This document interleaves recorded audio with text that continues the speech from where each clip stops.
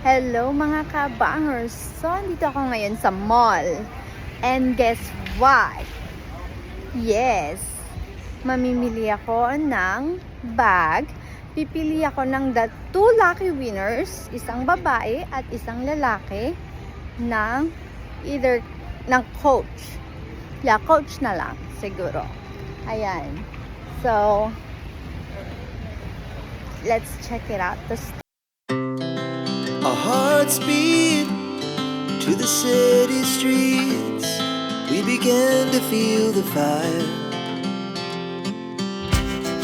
We rise like tall Guys, sa Coach. Coach. Right there. Coach.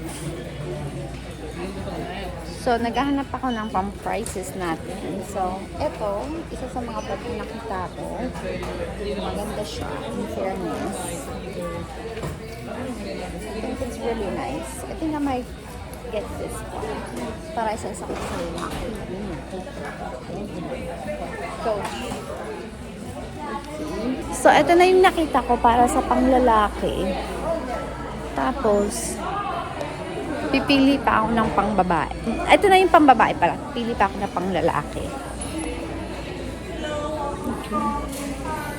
This one is pretty too. Kasi pag ganito, feeling ko medyo maliit. I think mas usable pag ganito kalaki.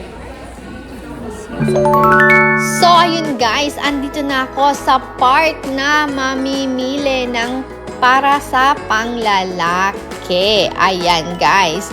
Medyo challenging siya sa akin kasi nga, again, hindi siya para sa akin at the same time panlalaki pa siya. So, hindi ko alam kung magugustuhan ba to ng mananalo o hindi. And, at the same time guys, ang daming selection na magaganda. As in, super ganda. So, nalilitong ako. But anyway, I'm going to try my best to pick kung ano yung pinakamaganda dito.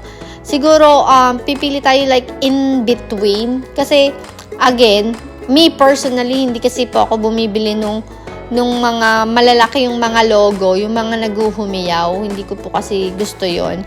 So, siguro, again, hindi ko naman alam kung anong trip nung mananalo, kung anong gusto nila. So, siguro, pipili ako in between since marami naman options.